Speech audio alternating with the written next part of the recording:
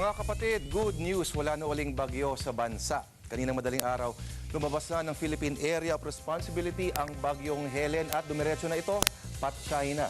Kanina nga konting ulap na lang po ang tumatakip po sa malaking bahagi ng Luzon, habang malinaw naman po ang langit sa Visayas at sa Mindanao. Pero dahil panahon pa rin tag-ulan, andito pa rin po ang napakakulit na hanging habagat na siyang nagdadala ng masamang panahon sa bansa.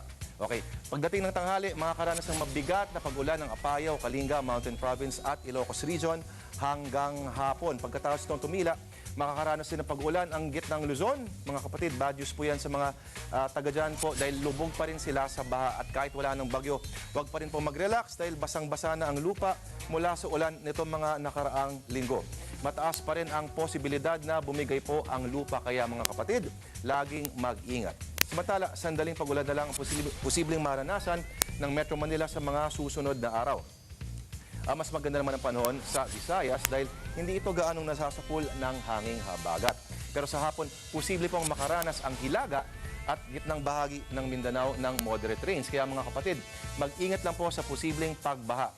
Iba naman ang problema ng mga taga-Russia. Nako, ang bumagsak sa kanila hindi ulan kundi bola ng yelo na kasing laki ng golf ball. Tuloy, wasak ang salamin ng mga sasakyan. Masakit siguro yan.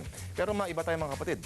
Kalat na kalat ngayon sa social media ng issue ng plagiarism o ipangungopia raw ni Senador Tito Soto ng ilang bahagi ng kanyang madamdaming talumpati laban sa RH Bill noong Lunes. Direktang kinuha raw ito ng Senador mula sa blog na Sara the Healthy Home Economist. Sabi ng US website, hindi raw dapat sila seryosohin bilang abisong medikal. Pero tinanggi naman ng Senador ang paratang. Pero mukhang mahirap itanggi ang ebidensya.